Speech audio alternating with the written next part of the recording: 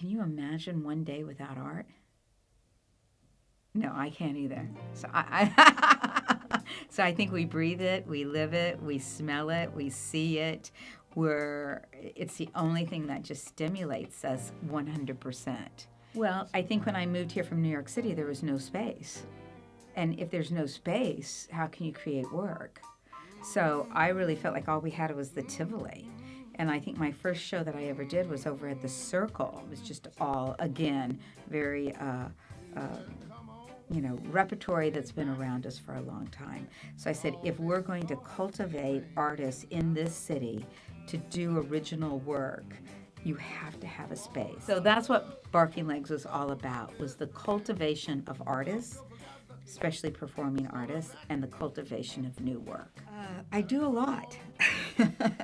And I think that that's one thing that I think is really important being in the arts, is that you don't have any preconceived ideas, that you don't have set agendas. And so literally since 1988, my passion and how I view life and how I view art is through improvisation. With improvisation, you're creating in the moment. But I think the really important thing in working in the arts, and possibly in any field, is collaboration.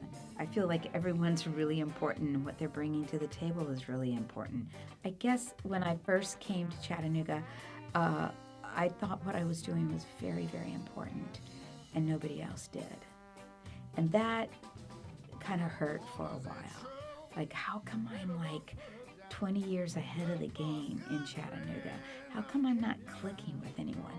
How come I'm like the outsider? I wanted people to go, whoa, like what's going on here? I'm going to check this place out. And instead, I'd be working really hard, and after a long push on a performance or whatever, there'd be 20 people in the audience. And I just felt like I just couldn't get it right. You know, I couldn't present something that really was having a much bigger effect. I was affecting those 20 people, and that's when I had to like stop and go, well, look, you know, you've got a handful of people that this is so important. They're so glad. They tell you this every week. So don't judge it. Don't judge it, because you just keep doing it. You get up the next morning and you do it. Very, very bad times, your difficult times are your major teachers. And what is art making, really? It's consistency. That's all it is. I mean, you can have passion, but passion comes and goes. But if you're in the studio every day doing it, you're going to ride through the rough times, and you're going to soar through the really positive times. And the minute I started asking myself, like, do I really have what it takes? Well, what does it take? Perseverance? What does it take? Talent? Well, perseverance and talent, that means that you just have to be in the studio every day. And then it is your thing. You know, it's your thing.